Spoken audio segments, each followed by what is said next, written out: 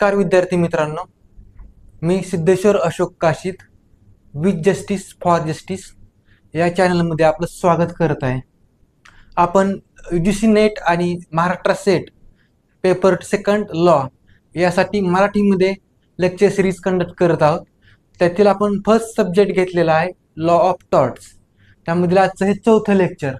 अगोदरच्या लेक्चरमध्ये आपण nature and definition of tort, नंतर general principles of torts liability आणि जनरल डिफेन्सेस हे 3 लेक्चर पाहिलेले आहेत.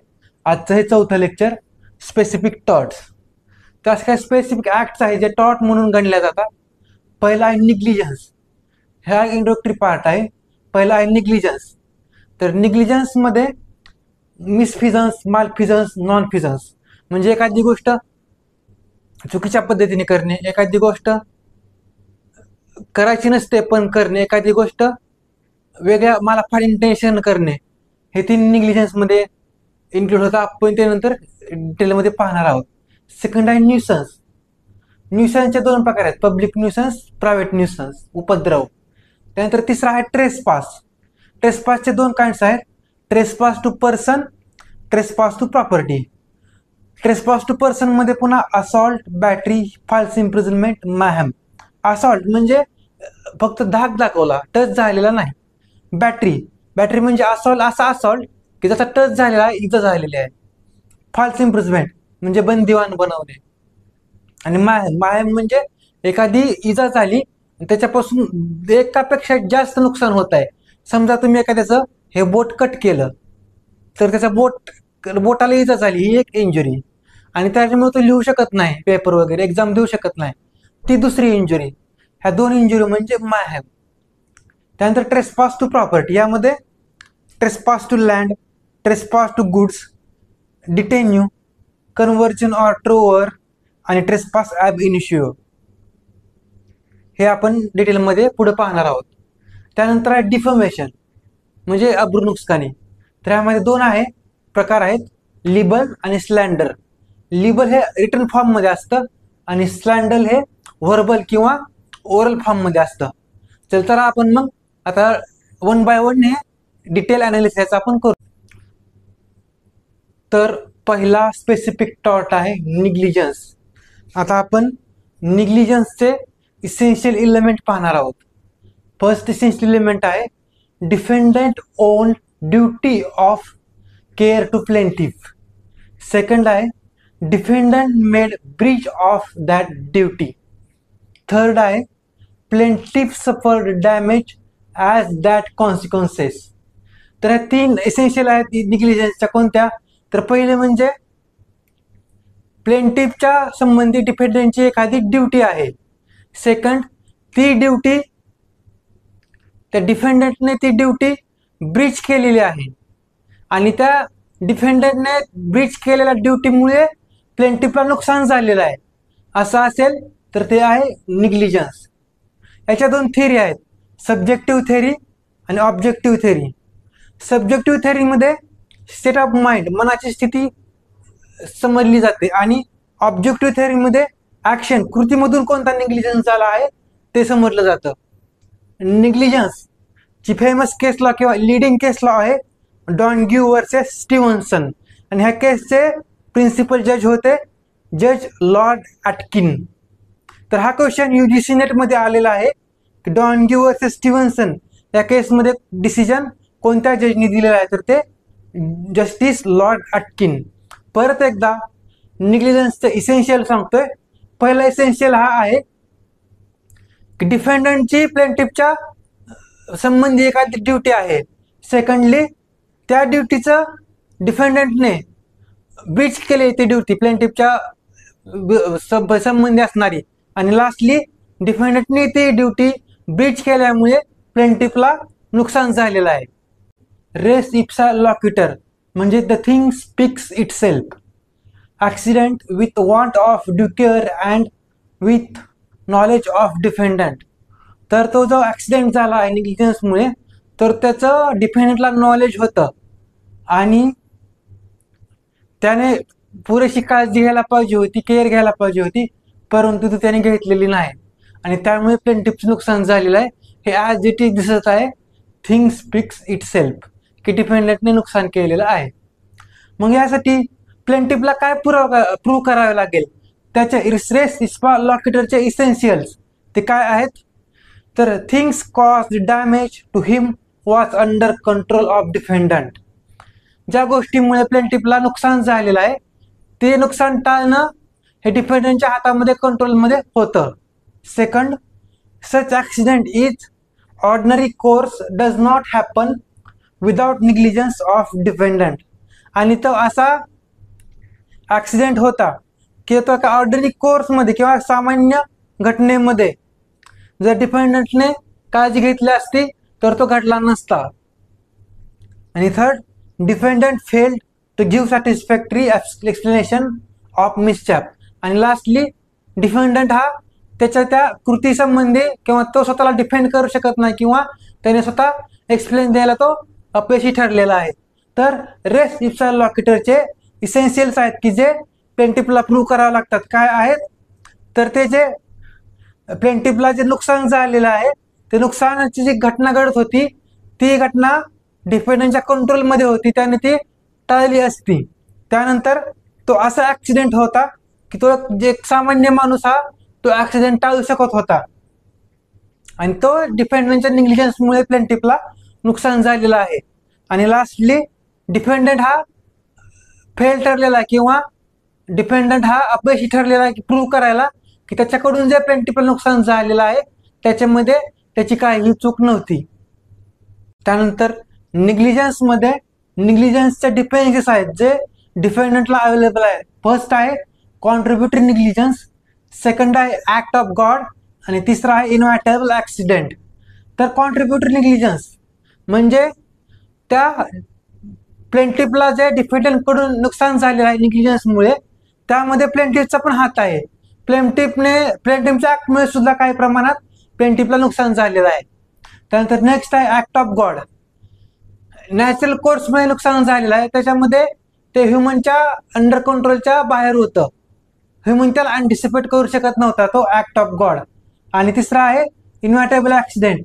असे अनएक्सेप्टेड ॲक्सिडेंट झाला आहे की ज्याच्यामध्ये ह्युमन हा त्याला कंट्रोल करू शकत नाही. हे जे ॲक्ट ऑफ गॉड आणि इन्व्हिटेबल ॲक्सिडेंट आहे त्याचं आपण डिटेल एक्सप्लेनेशन या मागच्या व्हिडिओमध्ये पाहिलेलं आहे. टायटल आहे जनरल डिफेन्सेस अंडर टॉर्ट. तर हे 3 डिफेन्सेस आहेत निग्लिजन्सला. त्यानंतर आहेत निग्लिजन्सचे काइंड्स. 3 काइंड्स आहेत, मिसफिजन्स, मालफिजन्स, नॉनफिजन्स. मिसफिजन्स म्हणजे परफॉर्म्ड लिगल ॲक्ट इनकरेक्टली. मिसफिजन्स त्याने लिगल ॲक्ट केलेली आहे परंतु ती लिगल ॲक्ट करत असताना ती चुकीच्या पद्धतीने केलेली आहे. सेकंड आहे मालफिजन्स, इंटेन्शनली कमिट रॉंगफुल ॲक्ट. एखादी चुकीची कृती त्याने मुद्दाम म्हणून केलेली आहे. तुम्हाला हा मालफिजन्स कसं लक्षात ठेवायचं, तुम्हाला कॉलेजमध्ये बोनाफाईड भेटतं. बोनाफाईड म्हणजे चांगलं आणि मालाफाईड म्हणजे वाईट कृती. तर मालफिजन्स म्हणजे त्याने एखादी वाईट कृती ही किंवा चुकीची कृती ही हेतूने परस्पर इंटेन्शनली केलेली आहे. आणि लास्ट काइंड आहे नॉनफिजन्स. नॉनफिजन्स म्हणजे failure to do act which duty to do. Nonfeasance म्हणजे त्याला एखादी ॲक्ट करायची ड्युटी होती परंतु ती त्याने परफॉर्म केलेली नाही. तर हे आहेत 3 प्रकार निग्लिजन्सचे. त्यामध्ये सेकंड स्पेसिफिक टॉर्ट आहे न्यूसन्स. न्यूसन्स हा शब्द लॅटिन शब्द नोसेरे आणि फ्रेंच शब्द न्यूएर या 2 शब्दांपासून तयार झालेला आहे. आणि न्यूसन्सचा मिनिंग आहे to do hurt or annoy, इजा पोचवणं किंवा हानी पोचवणं. याचं एक्सप्लेनेशन पाहूया. Nuisance means anything done to hurt or annoyance of lands, tenements or hereditaments of another and not amounting to trespass. तर न्यूसन्स म्हणजे एखाद्याची जमीन आहे किंवा एखाद्याचा भूप्रदेश आहे किंवा एखाद्याची मालमत्ता आहे तर त्यामध्ये त्याचा जो पीसफुल एन्जॉयमेंटचा राईट आहे त्या राईटला हानी पोचवणं, नुकसान पोचवणं. परंतु न्यूसन्समध्ये ट्रेसपास येत नाही. त्याच्या एन्जॉयमेंटच्या राईटला हानी पोचवलेली आहे न्यूसन्समध्ये. आता ते आपण ट्रेसपास आणि न्यूसन्स यामधील फरक पाहूया. ट्रेसपास म्हणजे interference in persons possession of land.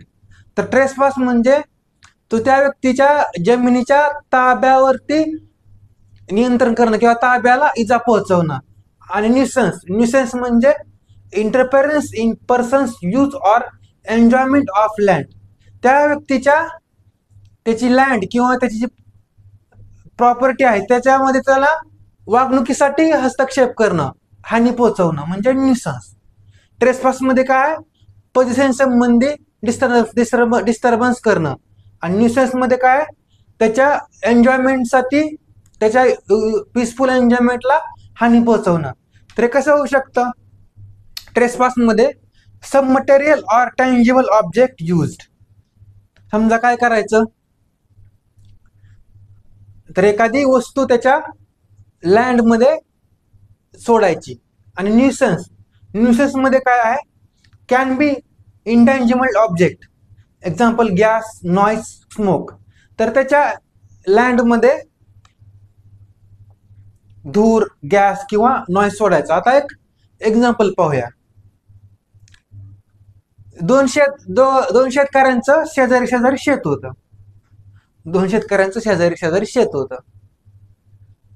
आता शेजारी आणि शेतकरी म्हटल्यावर तुम्हाला माहित आहे, भावकी असेल तर मग वेगळीच मज्जा. मग या शेतकऱ्याने काय केलं, ट्रेसपास केला. काय केलं, हा जो दुसरा शेतकरी होता ह्याच्या शेतामध्ये गुरं सोडले, जनावरं सोडली आणि त्याच्या पिकाची नासधूस केली. पण गंमत काय होती, ज्या ह्याच्या शेताची नासधूस केलेली आहे ह्याचा मुलगा होता, लॉला ऍडमिशन होतं त्याचं. आणि हे वकील साहेब फर्स्ट इयर क्लिअर झालेले होते. फर्स्ट इयर मध्ये त्यांनी लॉ ऑफ टॉर्ट हा सब्जेक्ट शिकलेला होता. त्या सब्जेक्टचे ते टॉपर होते. मग हे वकील साहेब आले सुट्टीला घरी. यांच्या घरचे म्हणाले असं असं आपल्या शेतामध्ये ह्याने ट्रेसपास केलेला आहे, आपल्या शेतात गुरं सोडलेले आहेत, जनावर सोडलेले आहेत आणि आपल्या पोझेशन ऑफ लँडला हानी पोचलेली आहे. वकील साहेब होते ह्या घरातले. वकील साहेब म्हणले टेन्शनच घेऊ नका, आपण पण एक टॉट करू, आपण एक स्पेसिफिक टॉट करू, आपण न्यूसन्स करू. वकील साहेबांनी एक आयडिया लढवली. वकील साहेबांनी काय केलं, हा जो शेतकरी होता ज्याने याच्या शेतामध्ये ट्रेसपास केला होता, ह्यांनी काय केलं, आपण न्यूसन्स करून म्हटला. ह्या शेतकऱ्याच्या शेतामध्ये पिकाची काढणी चालू होती, धान्य हे वेचायला चालू होतं. ह्या वकील साहेबांनी काय केलं, धूर केला, धूर. आणि तो धूर ह्या व्यक्तीच्या शेतामध्ये सोडला. म्हणजे काय केलं ह्याने, त्याच्या ज्या पर्सनच्या लँड तो यूज करत होता, हा पर्सन लँड करत होता यूज त्याची स्वतःची, त्याच्या यूज मध्ये इंटरफेरन्स केला. कसा केला, तर धूर सोडला. तर असा डिफरन्स आहे ट्रेसपास आणि न्यूसन्स याच्यामध्ये. त्यानंतर नेक्स्ट आहे काइंड्स ऑफ न्यूसन्स. याचे दोन काइंड्स आहेत, पब्लिक न्यूसन्स आणि प्रायव्हेट न्यूसन्स. त्यामधील पहिला पब्लिक न्यूसन्स.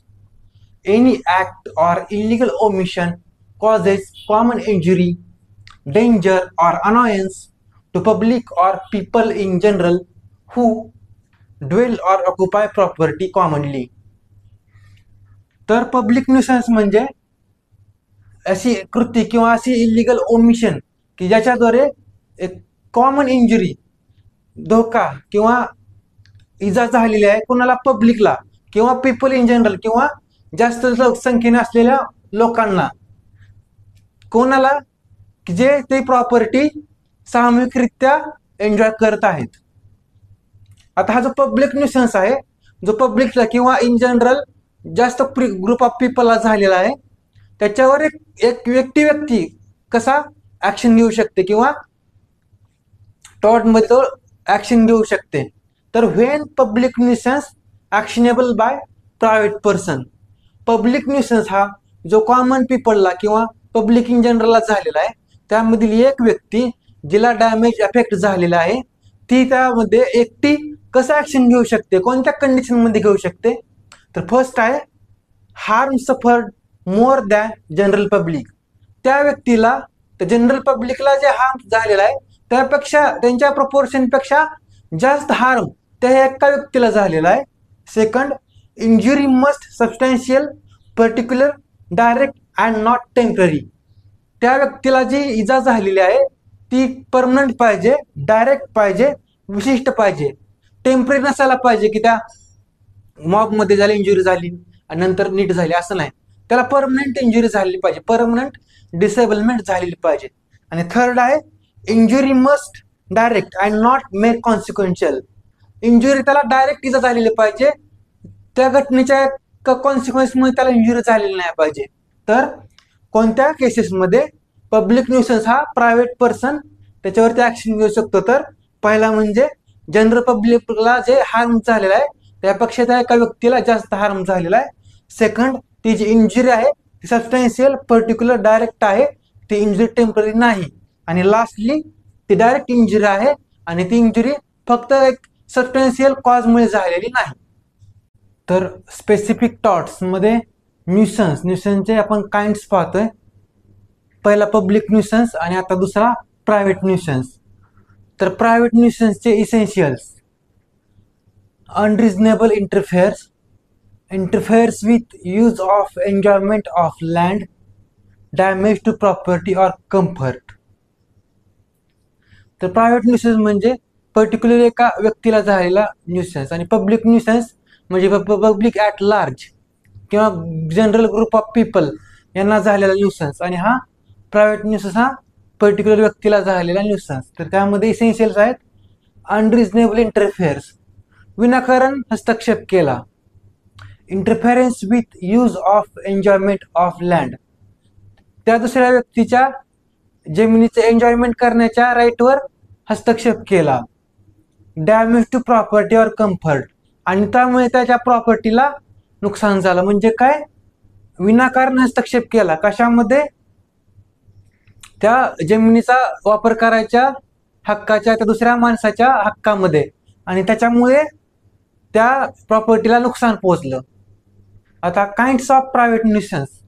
प्रायव्हेट न्यूसन्सचे प्रकार: by encroachment on neighbours land, शेजारच्या जमिनीवर अतिक्रमण केलं; by direct physical injury to neighbours land, directly त्या शेजारच्या जमिनीला नुकसान पोहोचवलं, इंजुरी पोहोचवली, इजा पोहोचवली; by interference with neighbours quiet enjoyment of his land, नेबरचं त्याच्या लँडमध्ये जे वागणूक करणार आहे किंवा त्याच्या लँडचं तो एन्जॉयमेंट करणार आहे त्याच्यामध्ये इंटरफेरन्स केलं.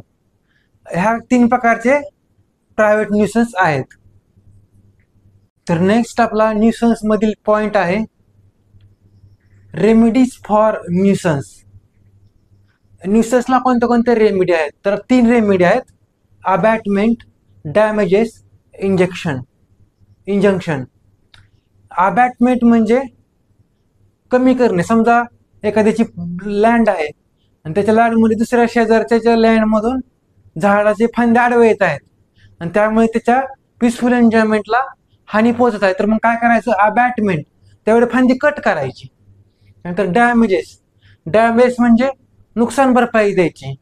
आणि इंजंक्शन म्हणजे मनाई हुकूम आणायचा की त्याने ते न्यूसन्स करू नये, तो प्रायव्हेट न्यूसन्स करू नये. नंतर नेक्स्ट आहे डिफेन्सेस फॉर न्यूसन्स. न्यूसन्सला कोणते डिफेन्सेस आहेत? कोणत्या कंडिशनमध्ये न्यूसन्स हा ग्राह्य धरला जातो? पहिला, ग्रांट, जर ती त्याला संमती दिली असेल तर तो प्रायव्हेट न्यूसन्स हा ॲक्शनेबल नाही. सेकंड, प्रिस्क्रिप्शन फॉर 20 इयर्स, जर डिफेंडंट हा 20 वर्ष किंवा 20 वर्षापेक्षा जास्त त्या प्लेंटिफच्या लँडमध्ये राहत असेल किंवा त्याचं एन्जॉयमेंट असेल तर त्याला प्रायव्हेट न्यूसन्स हा ॲप्लिकेबल होत नाही. आणि स्टॅट्युटरी अथॉरिटी, एखादी लिगल अथॉरिटी आहे ज्या अथॉरिटीला बाय लॉ परमिशन दिलेले आहे ते ॲक्ट करण्यासाठी आणि त्या ॲक्टमुळे प्रायव्हेट न्यूसन्स झाला आहे तर तो एक डिफेन्स आहे प्रायव्हेट न्यूसन्ससाठी. त्यानंतर काही इनइफेक्च्युअल डिफेन्सेस आहेत. इनइफेक्च्युअल डिफेन्सेस म्हणजे कोर्टात न टिकणारे किंवा कोर्ट त्यांना ग्राह्य धरत नाही असे डिफेन्सेस. ते कोणते आहेत? प्लेंटिफ कमिंग टू न्यूसन्स, तुम्ही असं म्हणू शकत नाही की प्लेंटिफची चूक आहे आणि त्यामुळे मी प्रायव्हेट न्यूसन्स केला आहे, ते कोर्ट ऐकत नाही. Second, reasonable care. तुम्ही असंही म्हणू शकत नाही की मी प्रॉपर केअर घेतली होती तर सुद्धा हा न्यूसन्स झालेला आहे, हा प्रायव्हेट न्यूसन्स झालेला आहे आणि यातून प्लेंटिफुल नुकसान झालं आहे. तर हा पण ग्राउंड कोर्टामध्ये ग्राह्य धरला जात नाही. नेक्स्ट आहे due to act of other person. Dependent हा असंही म्हणू शकत नाही की प्लेंटिफला जो प्रायव्हेट न्यूसन्स कॉज झालेला आहे तो तिसऱ्या पार्टीच्या, थर्ड पार्टी किंवा तिसऱ्या व्यक्तीच्या कृतीमुळे झालेला आहे. हे पण कोर्ट डिफेन्स कोर्टामध्ये ग्राह्य धरत नाही. आणि लास्ट, पब्लिक बेनिफिट. तुम्ही असंही म्हणू शकत नाही की आम्ही पब्लिकच्या बेनिफिटसाठी प्रायव्हेट न्यूसन्स केला आहे त्यामुळे आपण डिफेन्स द्या, असं तुम्ही बोलू शकत नाही. तर हा होता आपला पार्ट 1 स्पेसिफिक टॉर्ट्समध्ये. स्पेसिफिक टॉर्टमध्ये आपला हा पहिला व्हिडिओ.